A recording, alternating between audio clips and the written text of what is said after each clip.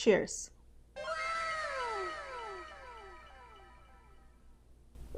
Hello. Today we're talking about the ultimate home decor hack that you need to start implementing right now. Oh my God! Okay, it's happening. Everybody stay calm.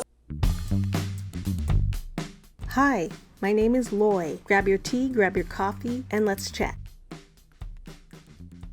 So I think people that will be interested in this video, you're in like one of three categories.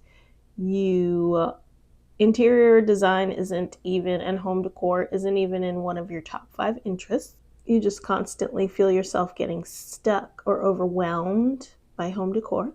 And 3, you love decorating and you're just sticking around to see if you agree with what I have to say.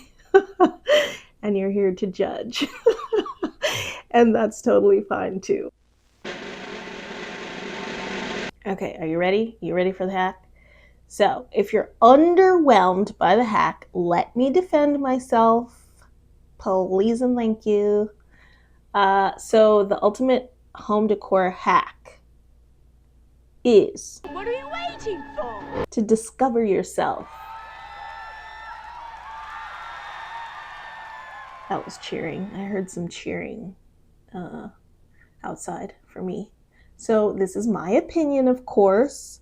But I would say if you are not a professional interior designer or a professional home decorator, this hack, discovering yourself, knowing yourself, being clear in who you are and what you want, that helps you in this endeavor of home decorating 1,000%. This is a hack because instead of looking at home decor as some sort of elusive, nebulous idea, it becomes part of the journey of you, of building your life, of discovering yourself. We're trying to work towards building a home environment that works for us, that helps us achieve who we are and who we want to be and how we want to show up in the world, right? Okay, yes. You're like a detective.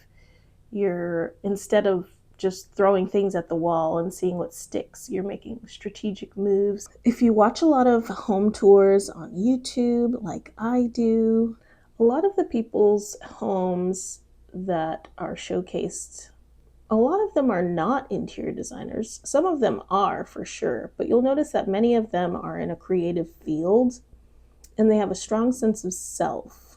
They also may have a strong sense of design, but a lot of times they know what they like and they've spent time exploring their interests, their hobbies, traveling, and all of those things help you get to know yourself a little better and help you get to know what you like. And that is so, so, so important as a starting off point when you are creating your home environment. In my last video, oh my gosh, I can't even remember what it was called. Oh, capitalism is destroying your creativity. One of the things I mentioned, and I want to bring up again, I mean, this is why, I'm looking at my notes, this is why it's a great place to start. You're a great place to start. Your interests, your hobbies, your things that make you tick, things that you think are beautiful, those are constraints and parameters and things to narrow your focus, which is important when you're exercising that creative muscle, which is what you definitely need to put together a home that you enjoy. So in the rest of our time together, I'd love to talk about how to approach this if you do have hobbies and interests, how to approach this if you don't have hobbies and interests, and then what are some caveats that you'll need to keep in mind. And then at the end, I have a little bonus. I want to give you permission, Sometimes we're just waiting for someone to say what we've known all along. are you already a person who has interests and hobbies? That is fantastic. So one of the things you'll need to start working on if you've already got interests and hobbies is how do you want those things to be showcased in your home? Do you want it to be very literal? Do you want it to be more abstract? How much of this thing we don't ever want to get too themey, because these are just jumping off points. You're a multi-dimensional creature, okay? I know you've got more than one hobby and interest, and we're multifaceted, okay? So your home should be multi-dimensional. Don't just latch on to one thing. That is not what I'm saying. These are all starting points. This is the hack to get you started. If you're like anything like me, I hate going into restaurants, like the Cheesecake Factory. My bad, Cheesecake Factory. But their menu is so ridiculously large that it's just comical. You're overwhelmed. You cannot make a decision. Your interests and hobbies are the starting point. Then you go and you refine how you want it to show up, how you want it to relate to other things in your house. For me, one of my hobbies is that I play the guitar. So I do have some guitars up on the wall in the living room. That's a literal translation. Oh, since I've come on home and my body's been a mess, and I miss your ginger hair and the way you like to dress.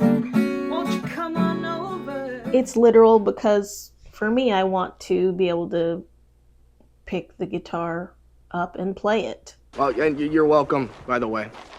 So I want to have it accessible. I want to have it visually available so I can remember to do that. So that is a literal thing. Another thing I like to do is dance, which also kind of has to do with music, right? And music has to do with dance, not exclusively, but they are related. So I also have, and many people do, I hate that it's kind of trendy, but the disco ball, I will say that I have had a love affair with the disco ball since I was a child. I was inspired by my aunt and uncle who had a disco ball in their house. And so growing up, I'd always see it. And at parties, it'd be twirling around and everyone would be dancing or whatever. So I love that. It's nostalgia. And I have more than one. And for me, that's not a trend. For me, it's nostalgia. For me, I like to dance. I love being reminded of the disco ball reminds me of dance. Oh my gosh, how did my hand work? Can you see it? Beep! I still have more disco balls. I did, full confession, my friend's birthday party was hosted at my house, and I did buy some extra disco balls. So I do have some extra. And one of the things, I will be refreshing my guest bathroom. And so I have some ideas around that. We'll play around with it and we'll see what works. But I do love photographs of old timey dances. I love seeing dances from other cultures and the attire that people wear with that. So I'd love an artistic photograph or painting or something like that. A little series, if you will. For me, home decorating is a huge part of, it's a hobby for me as well. So it's hard for me to think of other hobbies or incorporate other hobbies. I like textures and textiles. I love textiles, patterns, and shapes and stuff like that. So think about even those things that you're drawn to. If you like fashion, what sort of things in the fashion world, what sort of textures, and could those work in the context of home decorating?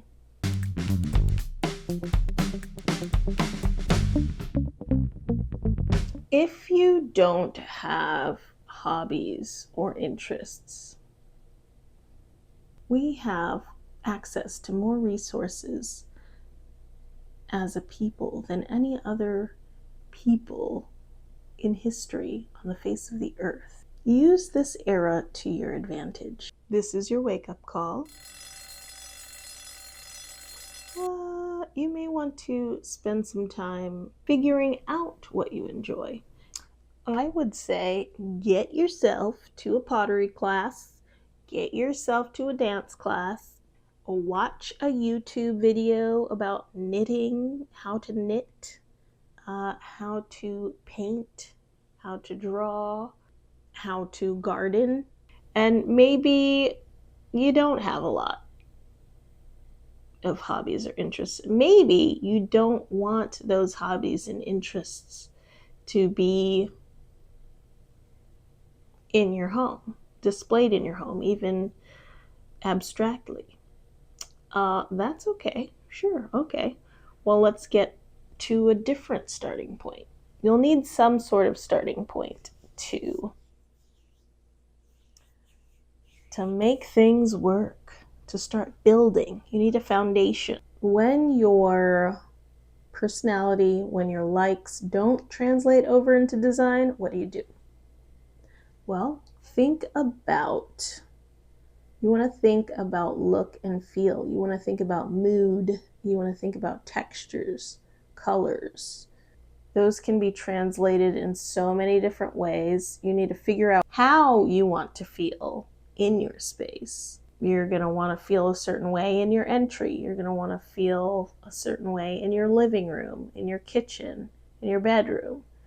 Another thing to help with detective work, what intrigues you? Is there a natural phenomenon that you're obsessed with? Is there a novel that you return to over and over again? Is there a restaurant or a part of your city that you love to frequent? And what is it about that place? What is it evoking? What are the feelings associated with that? Write about it, journal about it. Journaling is great because you'll have this revelation, and if you're like me, you're going to forget about it in 2.5 seconds. And then you're going to be like, oh, there was something really great that was revelatory the other day, and I just can't quite put my finger on it. So journal that out and try to even just go on Pinterest and look at a bunch of things, look at a bunch of images and see if any of them evoke those feelings or that intrigue, and try to connect the dots of what specifically about those things is making you come alive, making you feel energized, making you feel calm, making you feel loved, making you feel happy, whatever feeling or mood you're trying to create in your space. One of the things I like as a concept is whimsy. That can go in a million different directions, and it can be turned up to 1,000, or it can be 2%. When you think of words that you want the feeling of that word to be incorporated into your house, think of how much of that and what shade. If it's a color, there's 1,000 different shades of red. What interpretation of that word do you want to have visible in your space? And a lot of it has to usually relates to something in your life, something in your past, something that you've always wanted to do.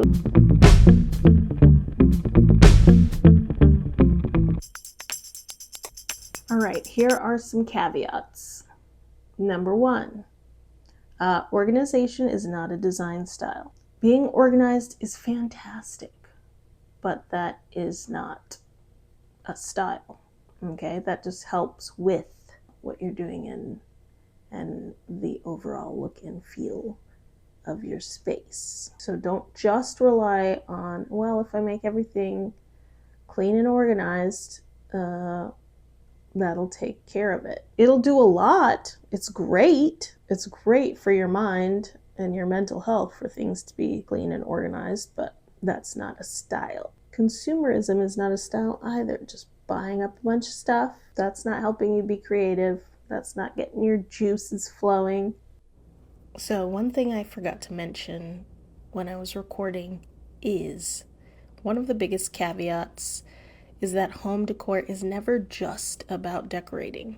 Getting to know and discover yourself also really applies to how you live and function in your space as well. If you really love glass furniture, for example, but you know good and well you're a little bit clumsy, you want to avoid buying a glass coffee table, right? And opt for perhaps an acrylic tray or acrylic frames for the wall or glass frames for the wall. Do you love open shelving? You know you don't actually have a bunch of nice things to display? Then don't do a whole wall of open shelving in your living room. Do something else. Opt for a couple shelves in a corner or on a pass-through wall so that it is bite-sized and manageable and you still get some of that look that you love. And sometimes you can choose things that are higher maintenance that you're willing to put that extra care and time into because you love it so much. I am a firm believer in having a few things like that, a few things that you put work into to maintain, because every single thing in your house shouldn't just be cheap and easy. There's no depth there, and that's what you crave in your home decor is depth and meaning.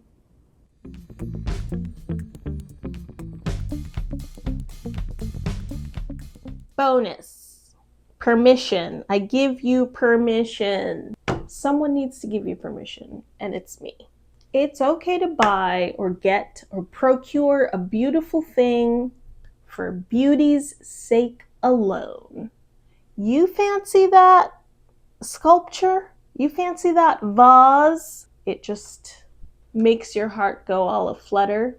Is it just me? Do objects only have that effect on me? Hopefully not. It just makes me so happy. If you see something when you're in a vintage shop or in someone's 80 house tour and you're like, wow, I don't even know why I feel this way towards this object, but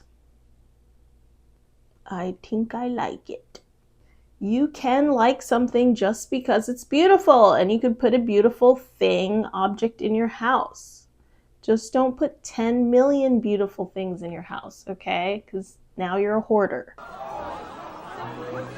Think back through all those house tours that you watch. A lot of times people have some bits and bobs on their shelves or in their kitchen or in their bedroom or in their living room, and they're just like, this is from my grandfather and it makes me think of him and I love that.